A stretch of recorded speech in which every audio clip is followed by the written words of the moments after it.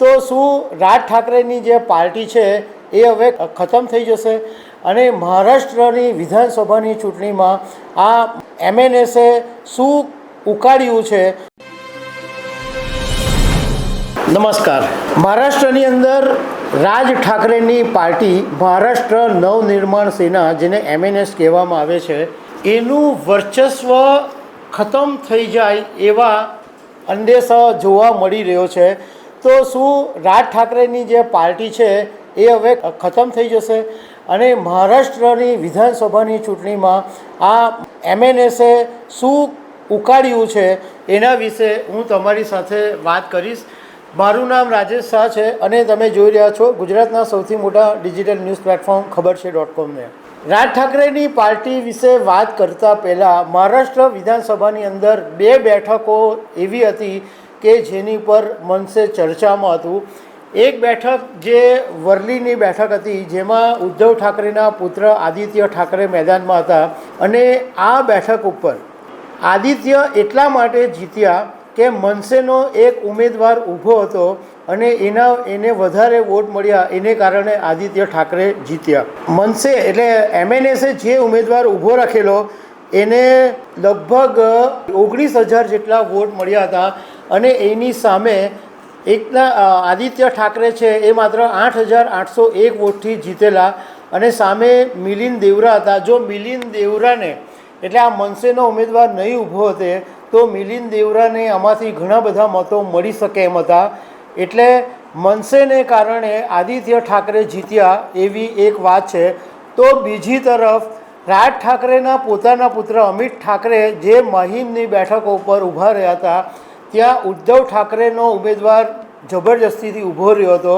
તો એને કારણે મહીમની જે બેઠક છે એ રાજ ઠાકરેના પુત્ર અમિત ઠાકરેને ગુમાવવાનો વારો આવ્યો.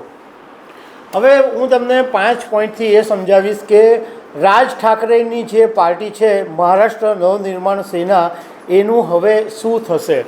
તો મહારાષ્ટ્ર નવનિર્માણ સેનાએ આ વખતે મુંબઈની અંદર જે ટોટલ 36 બેઠકો હતી એમાંથી 25 બેઠકો ઉપર પોતાના ઉમેદવાર ઊભા રાખેલા અને એમાંથી મતલબમાં રાજ ઠાકરે 7 બેઠકો એવી છોડી દીધેલી કે જ્યાં ભાજપના મોટા નેતાઓ ચૂંટણી લડતા હતા. પણ 10 બેઠકો એવી બી હતી કે જ્યાં BJPની સામે મનસેના ઉમેદવાર ઊભેલા હતા અને શિંદે શિવસેનાના જે ઉમેદવારો ઊભા હતા એની સામે મનસે 12 ઉમેદવારોને ઉતાર્યા હતા. આખા મહારાષ્ટ્રની અંદર ટોટલ મહારાષ્ટ્ર નવનિર્માણ સેનાએ ટોટલ 125 ઉમેદવારો મેદાનમાં ઉતારેલા. પરંતુ તમને જાણીને નવાઈ લાગશે કે 1-2 ઉમેદવારોને બાદ કરતાં બાકીના બધા ઉમેદવારોની ડિપોઝિટ જપ્ત થઈ ગઈ છે.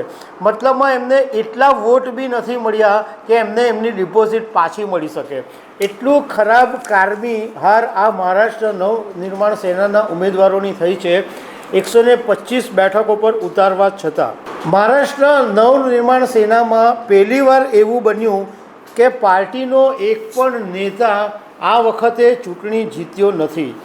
ત્રીજો મુદ્દો એ છે કે રાજ ઠાકરેની મહારાષ્ટ્ર નવનિર્માણ સેનાને કારણે શિંદે શિવસેનાએ લગભગ 10 બેઠકો ગુમાવવી મળી, જેમાં વરલીની બેઠક જે હતી જ્યાં મિલિંદ દેવરા સામે ઊભા રાખેલા શિંદે શિવસેનાએ અને ડિંડોસીથી સંજય નિરુપમને ઊભા રાખેલા. મતલબમાં રાજ ઠાકરેની પાર્ટીએ શિંદે શિવસેનાની 10 બેઠકો ઉપર ગાબડું પાડી દીધું હતું.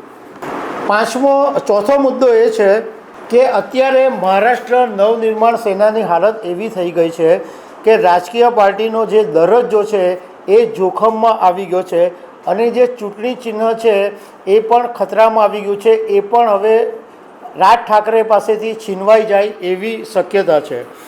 આખી મહારાષ્ટ્ર વિધાનસભાની ચૂંટણીમાં ટોટલ 288 વિધાનસભા બેઠકો હોય છે. તો રાજ ઠાકરેની પાર્ટીના 125 ઉમેદવારો ઊભા રાખેલા, એમાંથી માત્ર 1.55% વોટ જ મળ્યા. એટલે તમે વિચાર કરો કે રાજ ઠાકરેની પાર્ટીની હાલત એટલી બધી ખરાબ થઈ ગઈ કે લોકોએ એની પાર્ટીને સ્વીકાર્યા નથી. માત્ર 1.55% વોટ મળ્યા. હવે એક ચૂંટણી પંચનો નિયમ એવો છે કે કોઈ પણ પાર્ટીની રાજકીય માન્યતા ત્યારે જ મળે કે એ પાર્ટીનો ઓછામાં ઓછો એક ઉમેદવાર ચૂંટણી જીત્યો હોય અને એના 8% વોટ હોય અથવા એની પાસે 6% વોટ શેર હોય અને 2 વિધાનસભાની બેઠકો જીતી હોય તો રાજકીય પાર્ટી તરીકે માન્યતા મળે છે. હવે આ બધું જોતાં ક્લિયર કટ એવું લાગે છે કે હવે રાજ ઠાકરેની જે પાર્ટી છે એ અંતિમ શ્વાસ લઈ રહી છે, કારણ કે નથી કોઈ ધારાસભ્ય જીત્યો કે નથી કોઈ વોટ શેર.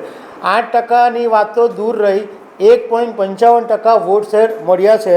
એટલે હવે રાજ ઠાકરેની પાર્ટીની રાજકીય માન્યતા રદ થઈ શકે છે અને એમનું જે ચૂંટણી ચિહ્ન છે એ બી છીનવાઈ શકે છે.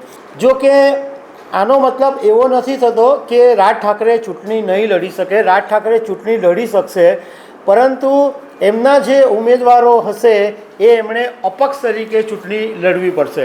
એક મહારાષ્ટ્ર નવનિર્માણ સેના પાર્ટી તરીકે રાજ ઠાકરે ચૂંટણી નહીં લડી શકે જો આ ચૂંટણી પંચ એમનું માન્યતા રદ કરી દેશે તો.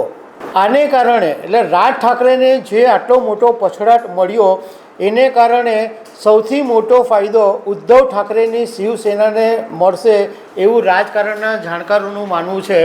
કારણ કે ઉદ્ધવ ઠાકરે અને રાજ ઠાકરે કાકા અને ભાઈઓ જ છે, તો એમને શિવસેના સાથે જ સંકળાયેલા છે. તો સ્વાભાવિક રીતના ઉદ્ધવ ઠાકરેને આનાથી મોટો ફાયદો મળી શકે છે. તો દર્શક મિત્રો, આવી અનેક વાતો સાથે અમે તમને મળતા રહીશું. Thank you very much.